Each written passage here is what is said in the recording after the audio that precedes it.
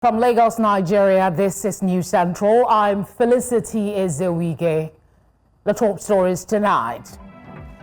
Cardinal Robert Francis Prevost elected 267th Pope and leader of world's 1.4 billion Catholics. Senate passes for third reading 2 remaining tax reform bills as it holds valedictory session for late Chief Edwin Clark. President Bola Tinubu makes official visits to Anambra State, inaugurates some projects completed by Governor Soludo. In business, IMF confirms Nigeria's full repayment of $3.4 billion under the Rapid Financing Instrument. And in sport, Team Nigeria athletes get last-minute visas and will now compete at the 2025 World Athletics Relays in China. Thank you for joining us. Tonight begins now.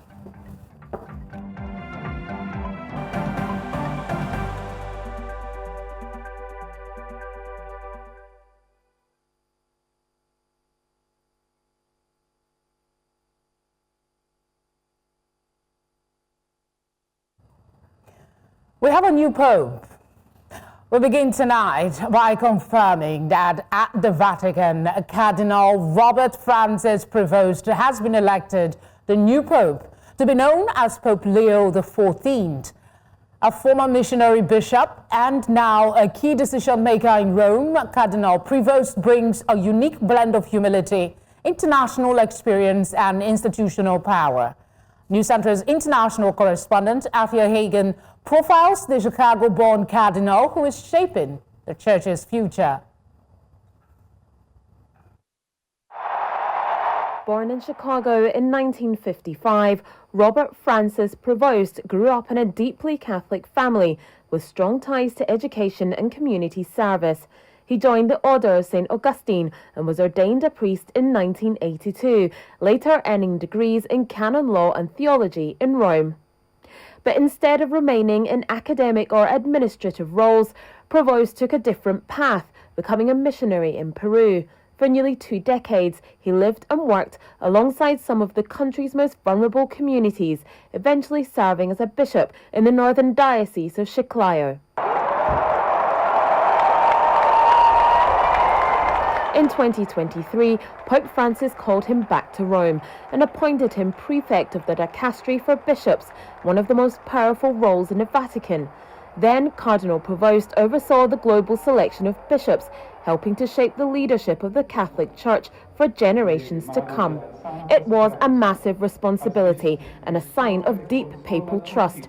As someone who has served both on the front lines and within church structures, Prevost brought a grounded pastoral perspective to some of the most critical decisions in the Catholic hierarchy.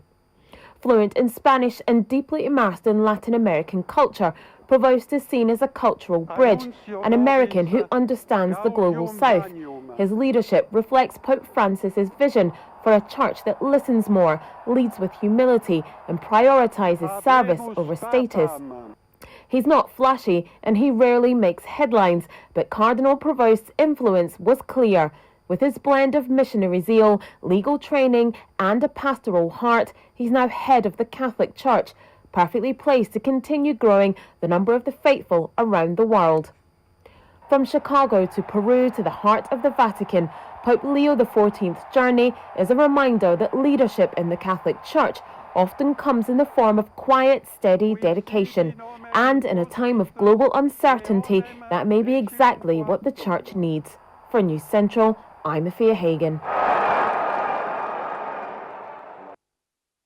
Let's run you through the profile of Pope Robert Francis Prevost, Leo XIV. He was born on September 14, 1955 in Chicago, Illinois, USA. His father was French and his mother was an Italian.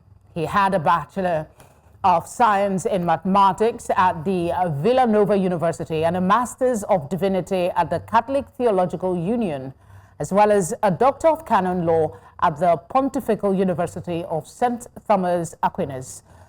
Pope Leo XIV joined the Order of St. Augustine in 1977 and was ordained a priest in 1982. He served as prior general of the Augustinians from 2001 to 2013, Bishop of Chiclayo in Peru from 2015 to 2023, prefect of the Dicastery for Bishops and president of the Pontifical Commission for Latin America since 2023.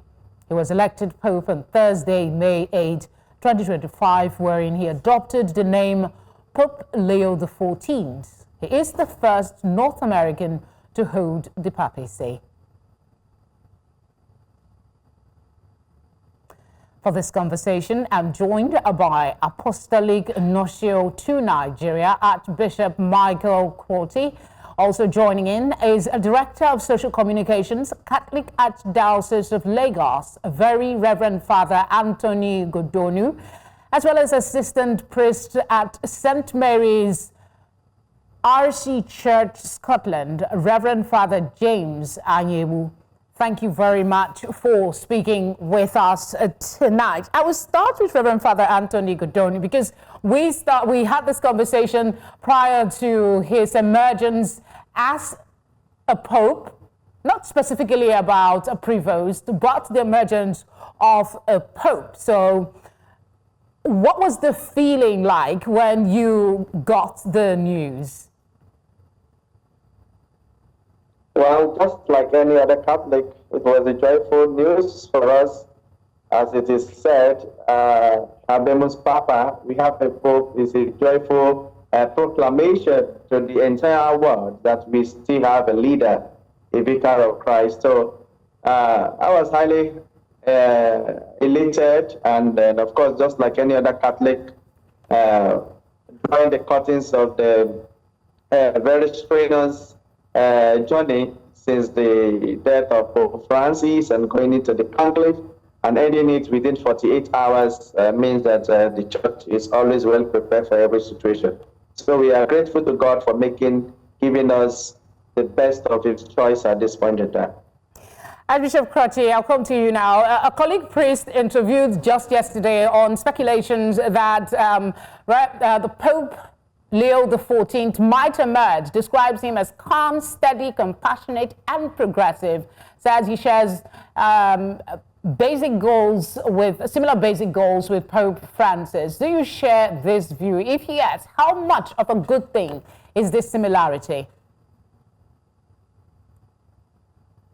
I think every pope will bring his own personality to the office. Obviously, Pope Leo XIV is very close to Pope Francis. Pope Francis appointed a bishop. Pope Francis brought him to Rome, appointed him to the role of prefect of the Dicastery for Bishops, which was considered a surprise move at that time. He was little known, but obviously he had the trust and the confidence of Pope Francis, and then he was made a cardinal just in 2023. So he has been a cardinal less than 2 years now. As a missionary, I think he's very close also to the heart of Pope Francis. He's very familiar with the reality of the church in Latin America, having served for many, many years in Peru. And he will bring that sensibility shared by Pope Francis for the poor, for the marginalized, and also the sense of evangelization. As one of the important themes of Pope Francis is trying to renew the church, a focus on evangelization. And I think all of these things will say that, yes, Pope Leo will continue on from Pope Francis, but I think he will bring his own personality to the office as well. Reverend Father Anyewu, if you can confirm that you can hear me, please. Are you with us? Yes, I can hear you. Oh, yes, fantastic. So the last pope to hold the name Leo led the church from 1878 up until 1903 and was known for his devotion to social justice issues and has been credited for laying the church's foundation on modern social teachings. He did show a lot of support, for Francis, especially on social justice issues, talking about the new pope now. What does his name choice, suggest about his leadership slant? Yeah, thank you so much. I think he chose a great name there because when you look at what the name means, Leo, it means lion, and we need that radical movement right now within the church. And it's so great that he's also, appreciating the works of Pope Francis. But when you look at Pope Leo the 13th and his Rerum Novarum, that came at the right time, especially when the world was going through industrialization and the marginalization of the poor, the suppression of the needy and the rest of them. The church gave a clear definition of her stand with those who are marginalized, with the poor, talking about how the state ought to treat the poor and the marginalized. So himself is coming at an age when, a whole lot of ideologies are creeping up at the moment and trying to thwart the stand of the church. So his name actually gives it out that he is going to stand firm and lead and steer the church in the direction where it ought to go. So I'm actually excited at the name he chose, and it throws more light into his true apostolate. He's going to really look at the poor, the marginalized. He's also going to look at how the church can, bring into, or rather be relevant within the modern society. Okay, I was afraid you were pushing towards more of the traditional aspects. I was prepping to ask you a question along that lines until you talked about his progression for the modern Catholic. Reuters describes Pope Francis as one who changed the face of modern papacy more than any predecessor. We know him for shunning the pomp and privilege and his attempts, to modernize things. But in this regard, in efforts to make the church more inclusive and less judgmental, critics have said made him an enemy to conservatives who would prefer the traditional past. The new pope is already seen as a progressive, but do you expect he will ruffle feathers in this regard? The question is for you, Reverend Father Godonu. Well, if you listen to his inaugural speech this evening, just delivered at St. Peter's Square, it was very clear that he was not drifting entirely from the legacy of Pope Francis, as he also acknowledged and a number of times calling his name and talking about his nearness to the poor and the fact that it's also open to welcome all people, not without the stand of the church. So I would see, of course, as the apostolic nuncio to Nigeria had just said, that he will surely bring his own personality into the papacy, but we are expecting him to also leave the door open to those who are willing to accompany themselves in faith and morals. Of course, you can also see the name that he has chosen, which shows that he's going to be a doctrinal man who will have to take up a lot of teachings of the church and pursue them with some kind of firmness. Okay, so we look forward to a pope that will journey with everyone, but that call to repentance, that call to salvation, will never be found wanting on his lips. I want to strongly believe so. Archbishop Churchy, do you think Pope Leo XIV will be progressive in terms of following in the footsteps of Pope Francis, who believed any baptized Catholic, male or female, is allowed to head most departments, let's not say any, most departments in the Church Central Administration? He is also known to have had more women in senior Vatican roles than any previous Pope. Do you think Pope Leo will push the needle further in this regard? Or there is a possibility we might just go back to what used to be the status quo?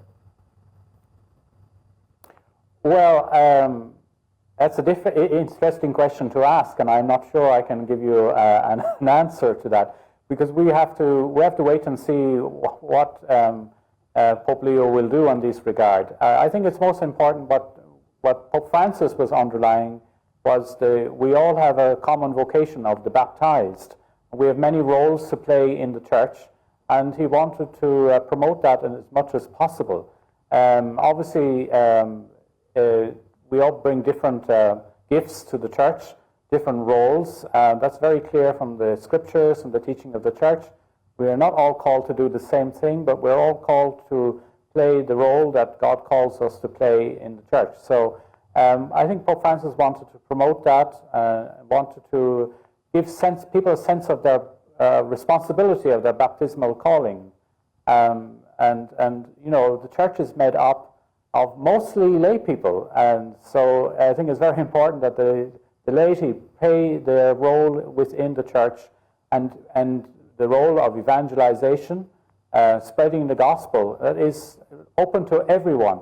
So there's very little in the church that's not open to everyone, and I think we should focus on what is common to all, as Pope Francis did, and when he talked about the importance of evangelization and spreading the word of the gospel. All right, Reverend Father Anyebu, let me ask you about this speech today. Pope Leo spoke a lot about dialogue, and I wonder, do you think he would, again, follow in the footsteps of Pope Francis on interreligious fraternity with Islam, and I mean, not just Islam, other religion? He signed a document in 2019 on a visit first of any papacy to the Arabian Peninsula on this particular issue, and he was described then by critics as heretic for doing that. But do you see any moves in that regard from this new papacy? Yeah, the thing is, thank you. The thing is, the church has always been open to dialogue, and the church does not shy away from dialogue, because dialogue is the key. However, being open to dialogue is not being open to the acceptance of anything outside the scriptural foundation of the church and outside of the teachings of Jesus Christ. So, of course, he'll be open to dialogue. And there was something also he said during his opening speech. He spoke about building bridge, because I believe that the church is pontifical. That is, being pontiff means, you know, bridge.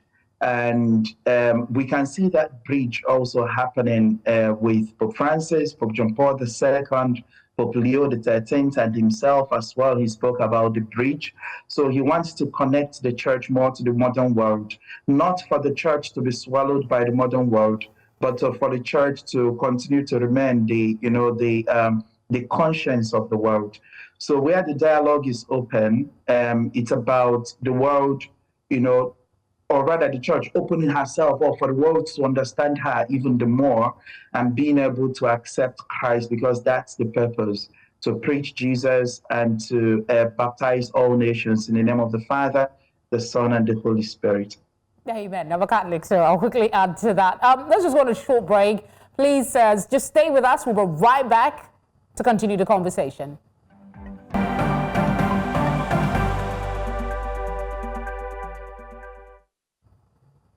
Thank you for staying with us. I still have Archbishop Michael Kwoti, Reverend Father Anthony Godonu, and Reverend Father James Anyebu.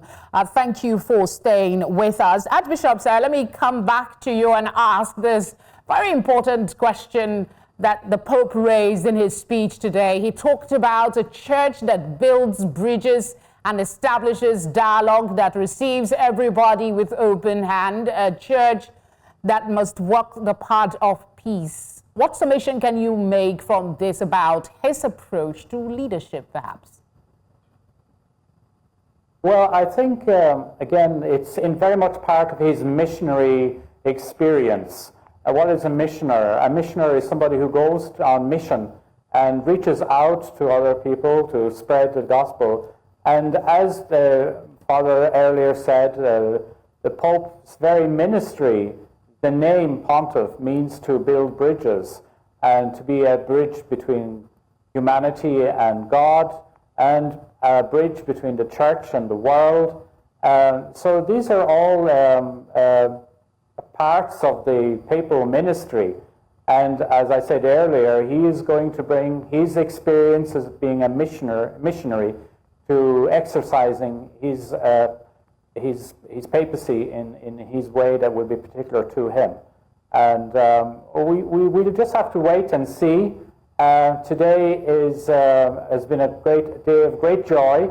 I think his appointment was a surprise to many, many people. He was probably not the name being mentioned most in the media. So we have to get to know our new Pope, our new Holy Father, and we will get to know him bit by bit in the coming days.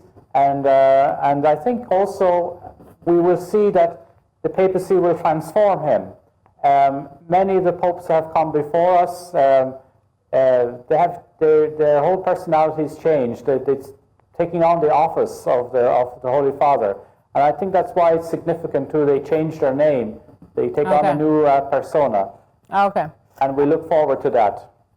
I'm sure we all are actually looking forward to what comes next. But talking about getting to know the new Pope, Father Godonu, he belongs to a movement. He actually mentioned it, and that's why I'm bringing it up. He belongs to the movement of St. Augustine.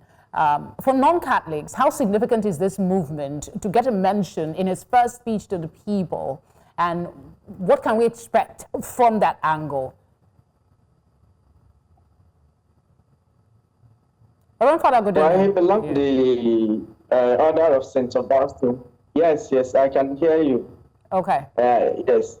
I said he belongs to the Order of St. Augustine, OSA, and he had a lot of position in that order that has also shaped his personality and his ministry as a priest. And going through, as he also quoted the icon of that order, St. Augustine himself, St. Augustine of Hippo, who was a very strong a very great doctor of the church. And he quoted him as, with you I am a Christian, and for you I am a bishop. That shows that he wants to take in the example of St. Augustine into his papacy, journeying along together with the faithful and seeing himself as one of the faithful who has been chosen as a shepherd of the flock of Jesus Christ. So I believe strongly that those characterization of that order that he belonged to, they will influence some part of his life. Because he openly said, I am a son of St. Augustine, and I am an Augustinian. So, see, you can see that he still has part of his heart in that order. So, hopefully, all the virtues found in St. Augustine, we will see some of them. Father, I'm sorry to interject. We're time pressed, and I need to give Father Anyebu just one last question before we wrap things up. Is there any significance in the fact that he is to be the first U.S. Pope ever? Yes, of course. I think being in the United Kingdom, you'll see that they used to say that when America's coughs, UK catches cold, something like that. And you look at the United States, they're actually being very vocal right now within the society about a lot of things that's going wrong, especially ideologies. So I think himself coming from America will also give kudos to the new movement, that will also help the church to thrive within the modern society. And it's great because it gives room to the widening of the church entering into areas where, surprisingly, people wouldn't think that a pope would come from. So we look forward to his apostolate and pray that he will steer the church in the direction of Christ. Amen to that. Father Anyebu, thank you very much. Father Godonu, thank you. Archbishop Kwoti, thank you all for speaking with News Central tonight. It was a pleasure speaking.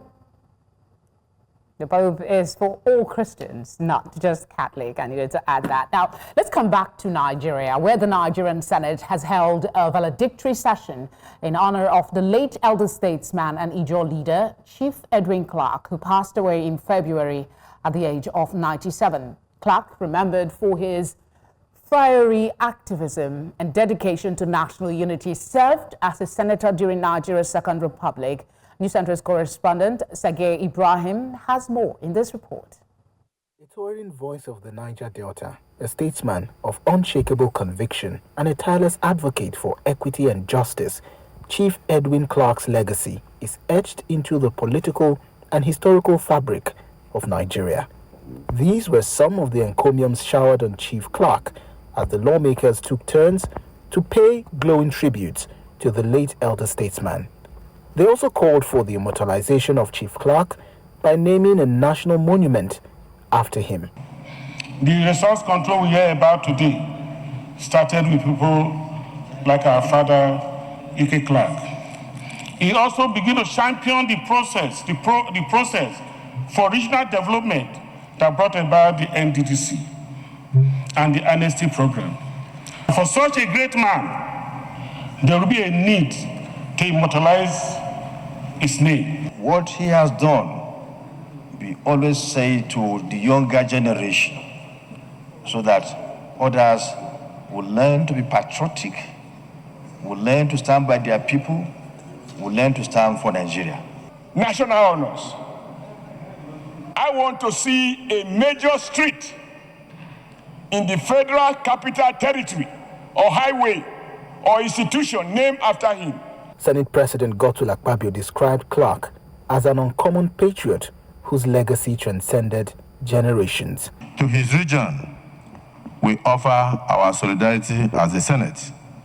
And to Nigeria, we rededicate ourselves to the ideals that he championed: justice, unity, equity, and truth.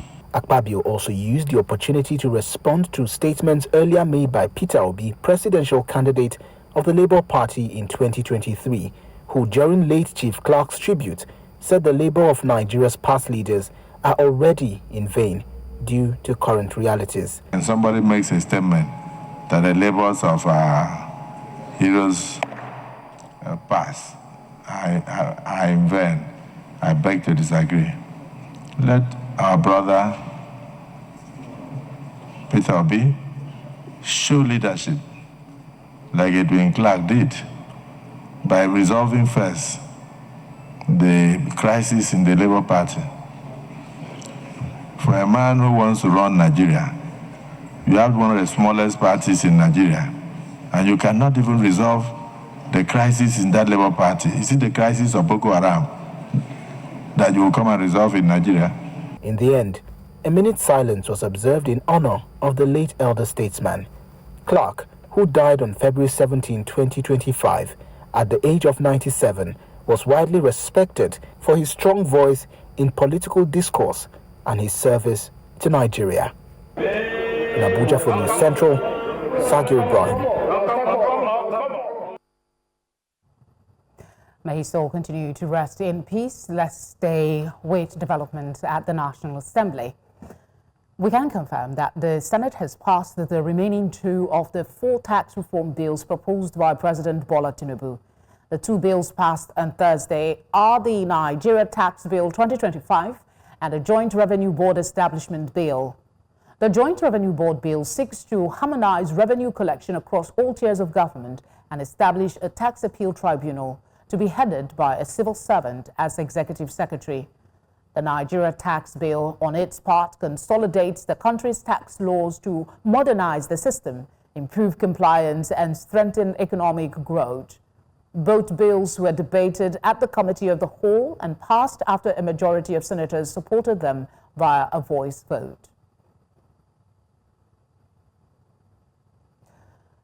President Bola Tinubu touched down in Anambra State this afternoon for an official visit as part of his broader mission to strengthen collaboration with regional governments and advance national development.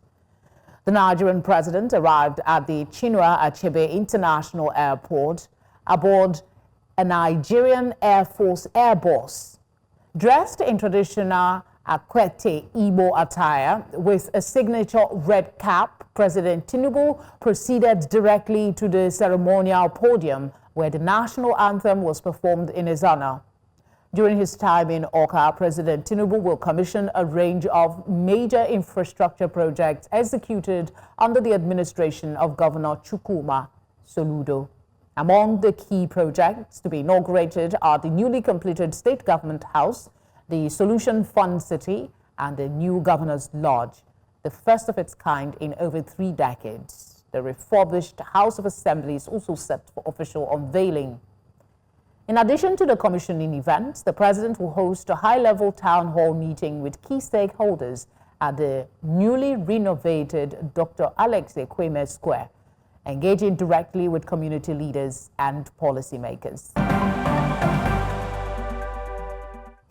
Outside Nigeria, the ongoing tariff war has led to a significant development in the relationships between the US, UK, and Canada. Recently, the Prime Ministers of the UK and Canada visited the White House to discuss trade agreements and tariff relief.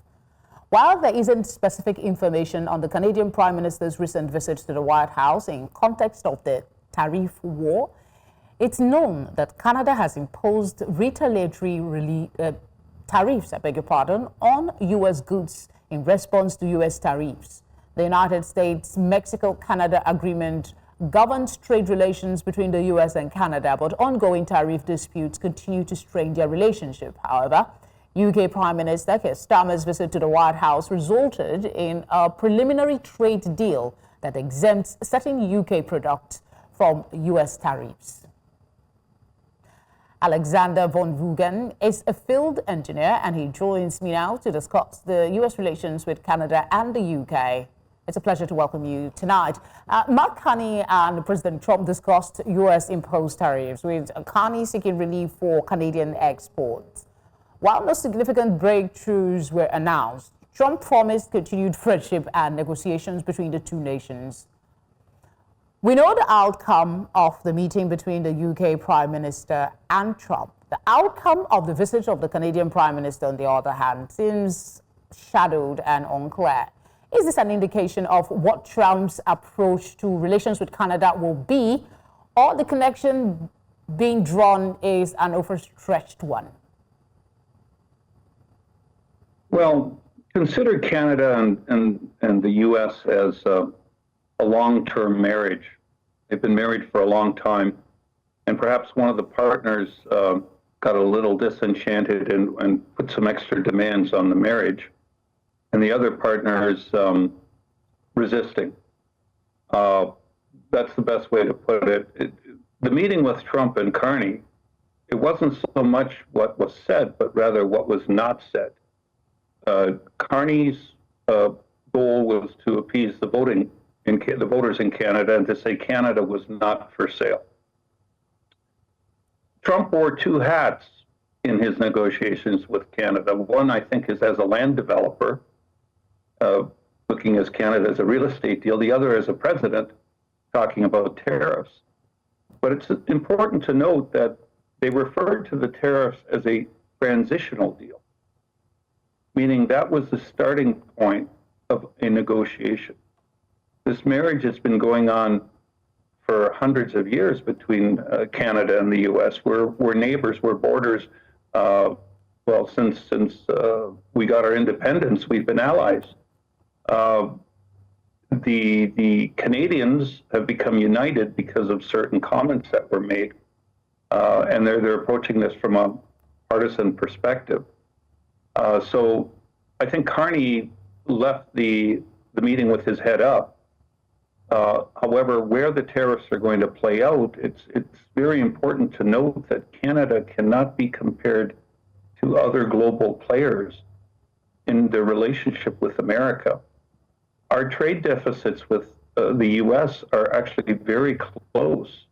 The U.S., for example, exports $350 billion a year to Canada. Canada exports $412 billion to America. That ratio's tight when you consider there's $760 odd billion in trade, and the the discrepancy in balance is only $68 billion. That's 8%. I'm sorry, we're time pressed. I was just going to ask you, Alexander, to speak to the possible implication. What would be your thinking on the impact of this ongoing tariff war? Now that we have this agreement, I mean, there was a meeting. We had clear outcomes for one. There is no clear outcome. Will this impact relationship between the three countries in any way?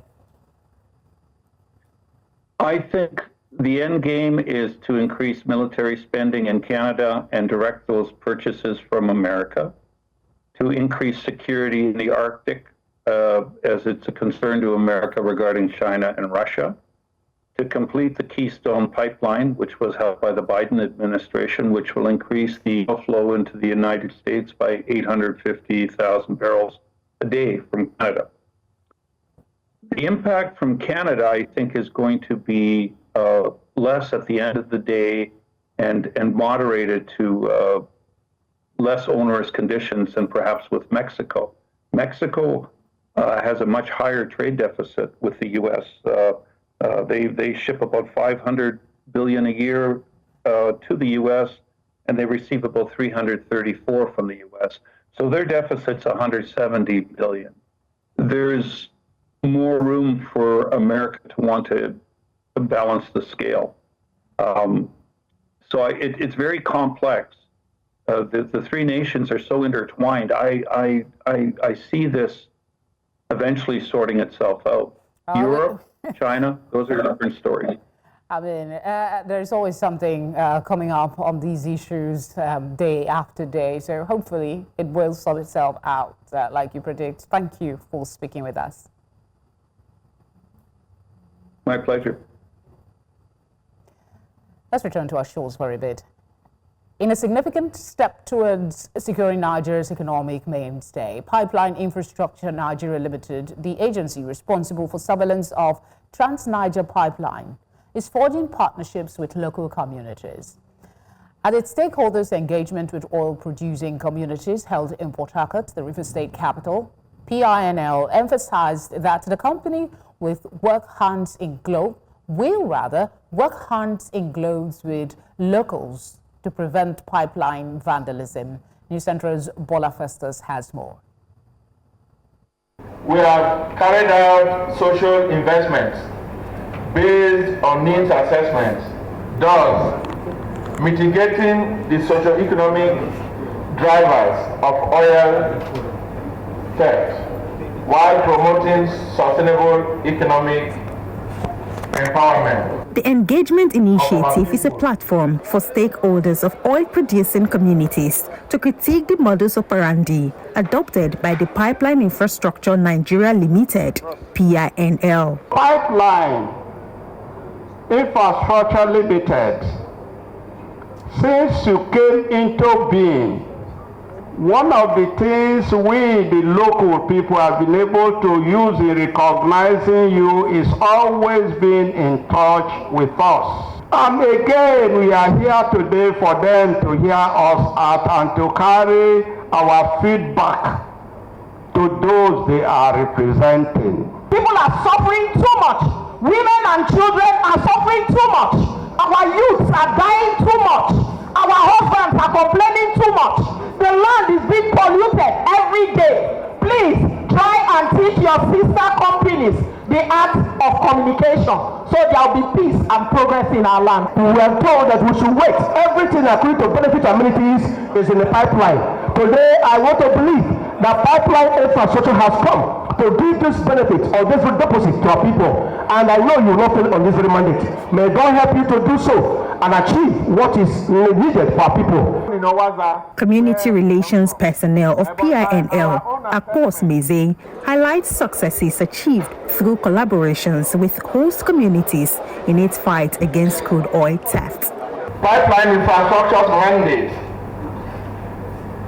to protect the Trans-Niger pipeline has been achieved through strategic engagement with the host communities.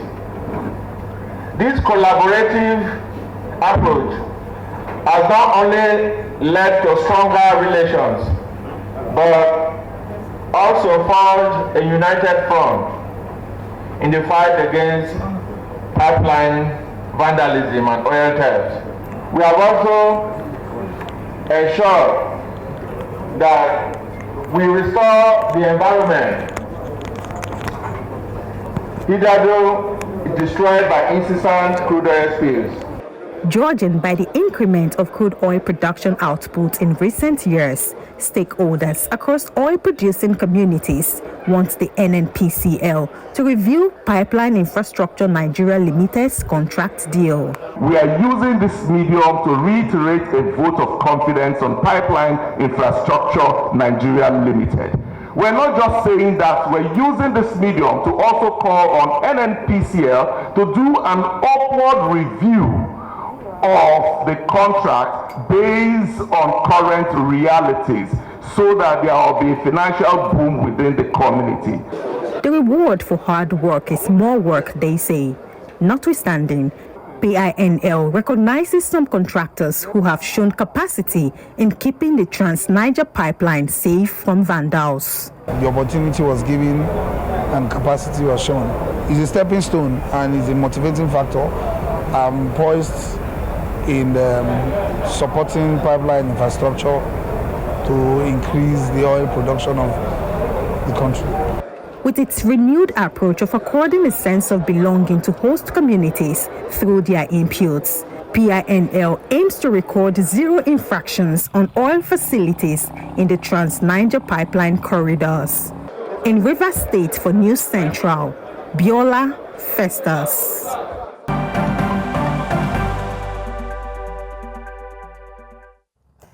Nigeria's emergency loan paid in full. That's according to IMF. Perpetua, is this true? And should we be celebrating? Absolutely, we can celebrate that. However, for Nigeria's long-term fiscal sustainability, we need to do more than paying off our debt because we need to increase our revenue generation. So, I mean, that keeps us or puts us in a better place. We'll take a break now. When we come back, you have the full gist.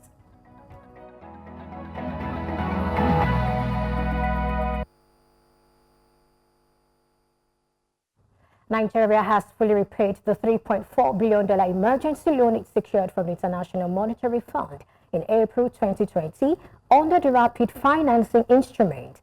The facility was drawn to cushion the economic shocks of the COVID-19 pandemic and the oil price crash.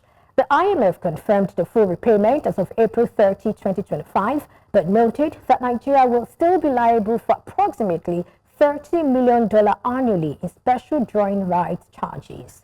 These charges apply to the shortfall between Nigeria's SDR holdings and its cumulative allocation in line with the IMF's financial framework.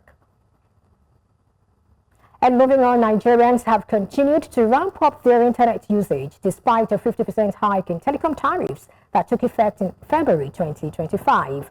This is according to the latest data released by the Nigerian Communications Commission. The regulator statistics reveal that mobile data consumption across all networks rose by 11.5% in March, with users consuming 995,876.10 terabytes compared to over 800,000 terabytes in February.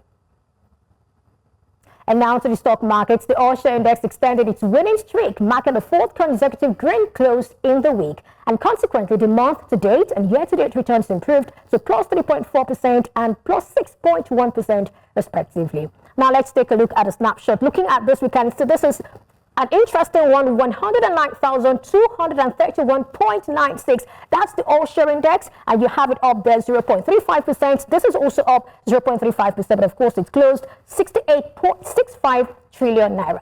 Now away from that, let's take a look at the sectoral performance. For sectoral performance, the banking index rose 1.02%, buoyed by strong performance in Tier 1 banks. And you can talk about GTCO, Access Corporation, and First Holdco. There you have it, 1.02% for insurance. Insurance is also up 0.33%. And of course, that's reversing Wednesday's losses. Oil and gas also reverses Wednesday's losses, having it closed plus 0.07%. Now to consumer goods, it has saw profit taking on Thursday, shedding 1.34%. And for industrial goods, that maintained its upward trend, closing 0.98%. And that's a wrap on Business Tonight. I am Perpetua Fasamipita. Tonight continues.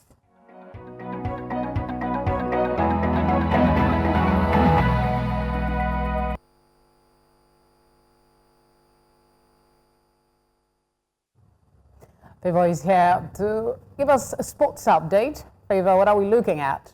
Well, Nigeria's contingent to the World Relays, we hear they've gotten visas after issues with getting their visas from the Chinese embassy. So, interesting times ahead. After this time out, we'll give you more.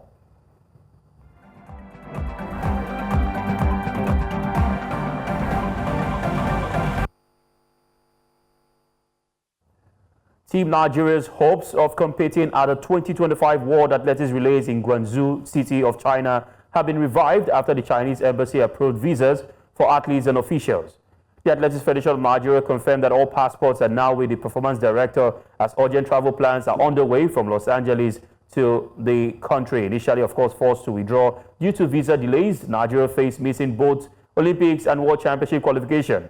With the competition crucial for 2025 World Championships in Tokyo, the sudden approval could be a turning point. A senior AFN official called it a logistical sprint, but said the dream remains alive. Nigeria now races against time to reach the event's starting line. And now to grassroots sport in Nigeria. Ogun State Governor Dapo Abiodun has confirmed that preparations for the National Sports Festival Gateway Games 2024 are nearly complete, with major upgrades to venues, including the Alaki Sports Center and now soon to be the renamed MKO Abiola Sports Complex. Now formerly a traditional stadium, the revamped facility now includes an Olympic-sized swimming pool, new courts, and a modern tartan track. Hosting the Guild of Sports Editors, Abiodun emphasized the festival's role in national unity and youth development, positioning it as part of a broader sports economic strategy. With international interest growing, including from the African Athletics Confederation, the state is promising tight security and a landmark opening ceremony to mark a new era in Nigerian sports infrastructure. So we in Ogun State are keen into that. This festival is costing us a lot of money. We hosted before in 2006, and it has been a reference festival. This sports festival started in 1973. I want to assure you that this festival, this year, being hosted by Ogun State, will be the benchmark of sports festival. It will be the benchmark. We're preparing our Ogun State team, the Team Ogun. We have totally reconstructed, overhauled our sporting facilities. The Alaki Sports Festival, Sports Center, MQ Stadium. I was studying mathematics earlier on that it was MQ Stadium. Interesting times ahead in the world of sports in Nigeria. That wraps it up on Sports Update, and Favor Itua tonight continues with Felicity.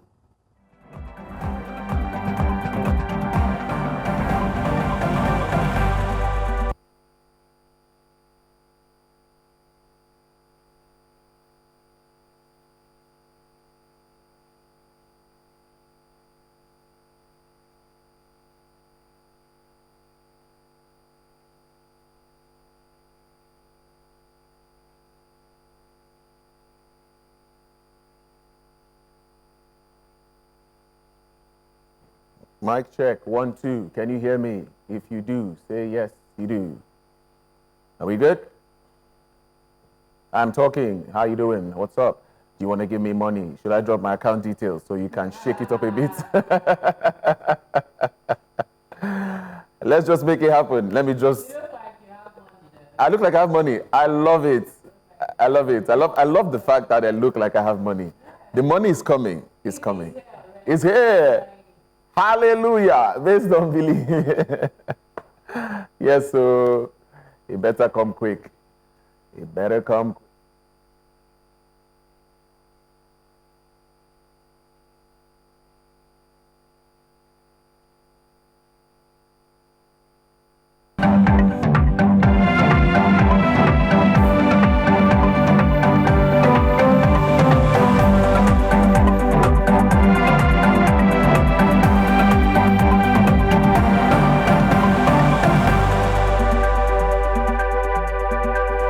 very own Aria Stars and Terms are leading stars on nominees list at the BET Awards. And Adewo has the details. What are we expecting? I do. You see, I'm smiling.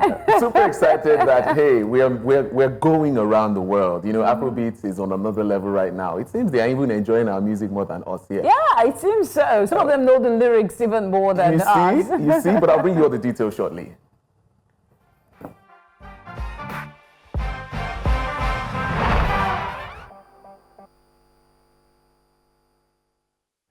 On entertainment, Ira Star leads African contingent at the 2025 BET Awards with 3 major nominations: Best Female Rap and Pop Artist, Best R&B and Pop Artist, I beg your pardon, Best New Artist, and Best International Act, making her the most nominated African act this year. The 2025 anniversary edition of the awards, airing live on June 9th from the Peacock Center in Los Angeles and hosted by Kelvin Hart himself, also features nods from other African stars like Tems, Rema, Burna Boy, Charlie Poppy, and Tyler. Kendrick Lamar tops the overall nomination list with 10, followed by Doechii, Drake, Future, and Gorilla with 6 each, as the show prepares to celebrate global Black excellence in music and culture. I'll say it again, Afrobeats to the world. You know, it seems it's getting to that point where there was a time where Nigeria, we only listened to foreign music. Right now, it seems they are now listening to Me, I still listen to my soft foreign music. It doesn't mean I don't love my R&B. So. But I mean, Afrobeats rather. So yeah, it's a good thing that they are doing us proud. And more kudos to them. More kudos to them. Well, maybe I should start singing. Who knows? Who knows? You and I should watch an album. Okay, hopefully we'll do that. We'll do that. Well, that's all we have on entertainment tonight.